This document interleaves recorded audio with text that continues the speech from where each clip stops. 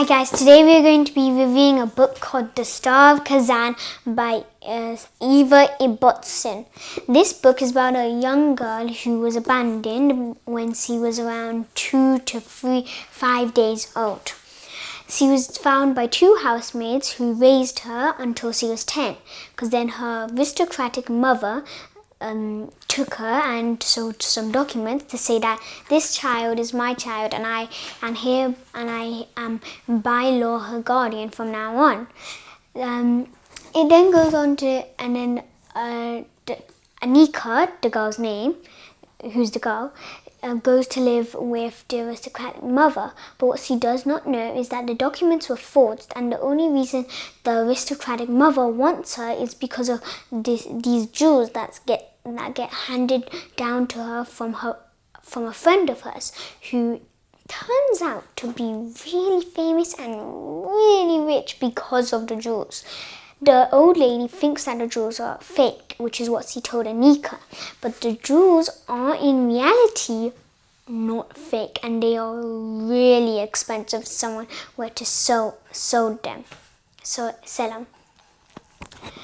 Anika only finds out about this because her friends, Pauline goes to see the person, the nurse that apparently helped to give birth to Anika, and they found out that the old lady is actually far too old to have given birth to help give birth to anybody, and they actually forged the documents. They then have to go save Anika, but Anika unfortunately sailed to Britain, so they have to go in a boat, and Anika jumps out the boat, and all is well at the end. But it does turn out that way. And Anika does manage to get the jewels back from her mother, and she returns to the village in where she grew up, so that she could continue living her life.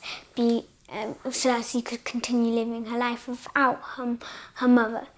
After reading this book, it told me that you should never really judge, or if you see a document, you shouldn't really trust a document without digging in more and learning a bit more about the document. Like if someone randomly just claims to be your mother, you should probably check the person that says they're your mother. You check birth records and that kind of stuff.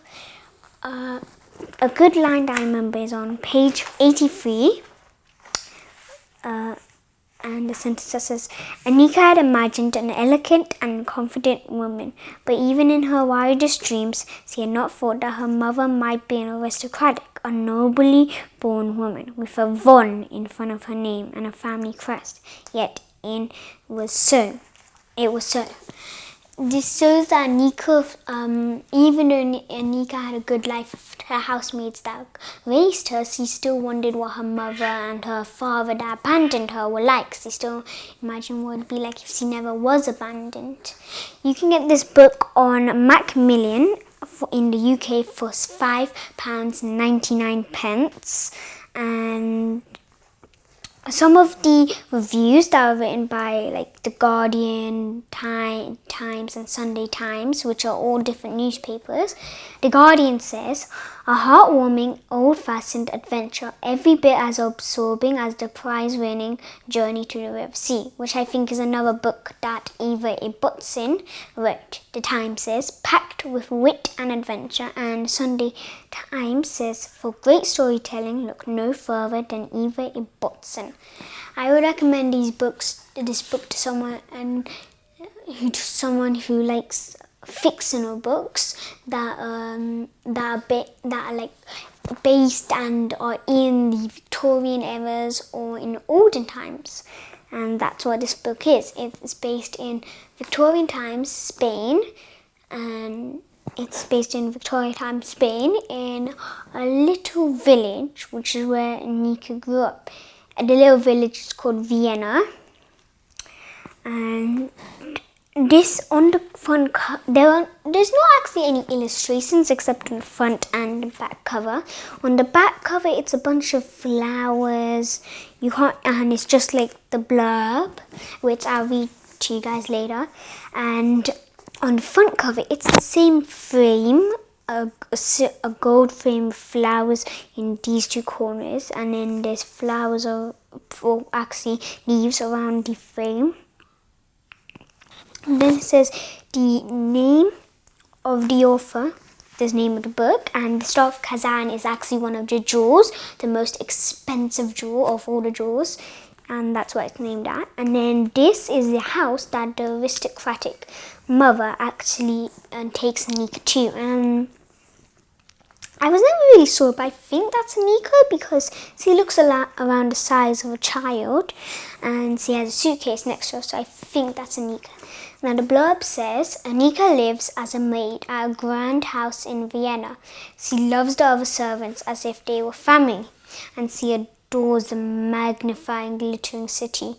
There is only one thing that Anika longs for, the mother who abandoned her when she was a baby. Like the line I read earlier, she imagines what her mother would be like the blurb says.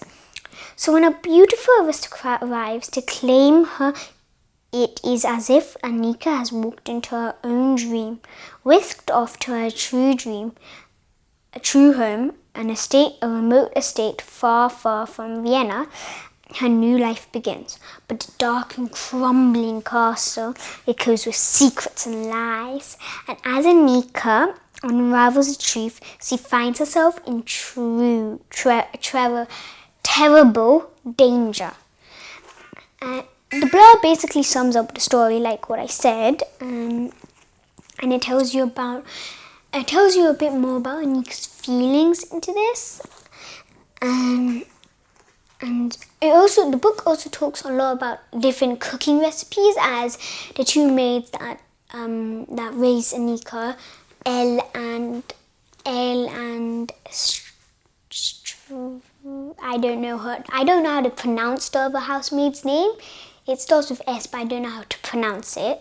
And Elle and the other housemaids, they were really good at cooking. So it talks a lot about different recipes on how to make different things like apple strudel and Fistosen Akasine. I don't know how to say that word either. So it basically talks a lot about danger, adventure,